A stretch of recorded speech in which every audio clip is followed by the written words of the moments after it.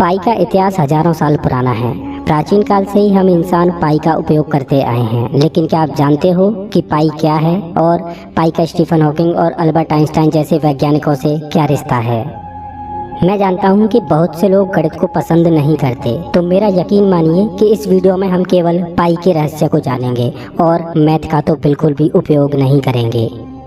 दरअसल बात उस समय की है जब इंसानों ने पहले पहिए का आविष्कार किया। इंसानों ने पहिया तो बना लिया, लेकिन वो गोल नहीं था। इस वजह से जब वो लोग इधर उधर सामान को ले जाया करते तो उनके सामान के फैलने का डर बना रहता, क्योंकि पहिए गोल नहीं थे। इसी तरह समय गुजरता रहा, लेकिन वो कहते हैं ना, किसी भी नई चीज़ का आविष्कार तब होता है जब हमें उसकी ज़रूरत होती है। जैसे हजारों किलोमीटर दूर स्थित संबंधियों से बात करने की ज़रूरत महसूस हुई तो टेलीफोन का आविष्कार हुआ। उजाले की ज़रूरत महसूस हुई तो इलेक्ट्रिक बल्ब का आविष्कार हुआ। मतलब जब हमें कोई समस्या महसूस होती है तब उस समस्या से निजात पाने के लिए हमारे दिमाग में एक नया आइडिया जन्म लेता है और हो जाता है एक नया आविष्कार। इसी तरह से जब पहिए का इतिहास आगे बढ़ता रहा और पहिया गोल होता गया, तब लोगों ने जाना कि कोई भी पहिया पूरी तरह से तब गोल होता है जब उसकी परिधि और उसके डायामीटर का अनुपात एक कांस्टेंट नंबर हो।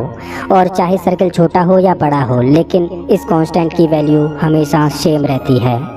और उस कांस्टेंट नंबर को नाम दिया गया पाई, जिसको ग्रीक भाषा में 16वें नंबर पर मौजूद अक्षर से डिनोट किया जाता है।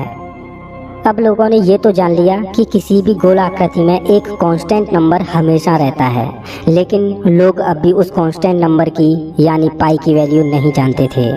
और मज़े की बात तो ये है कि पाई की एग्जैक्ट वैल्यू तो हम आज भी नहीं जानते, और सुपर कंप्यूटर ने तो पाई की वैल्यू निकालने से हार मान ली। और कुछ लोगों ने तो अपनी पूरी ज़िंदगी ही पाई की वैल्यू निकालने में गुजार दी। वो लोग खुद तो गुजर गए, लेकिन पाई की वैल्यू अभी तक नहीं निकली। अब आप सोच रहे होंगे कि पाई की वैल्यू इतनी इम्पोर्टेंट क्यों है और इसकी वैल्यू निकालना इतना मुश्किल क्यों है। ये तो आसान है। हमने तो स्कूल में पाई की वैल्यू 22/7 पढ़ी थी। 22 को 7 से डिवाइड करते जाओ और पाई की वैल्यू निकल आएगी। लेकिन मेरे दोस्त, मैं आपको बता दूं कि जो आपने पाई की वैल्यू 22/7 पढ़ी है वो गलत है और आपने गलत पढ़ा है। दरअसल पाई एक इर्रेशनल नंबर है और इसकी वैल्यू कभी भी रिपीट नहीं हो सकती।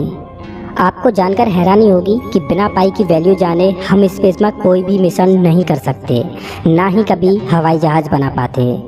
खैर, जान लेते हैं कि 22/7 जो आपने अभी तक पढ़ा है वो आखिर क्या है।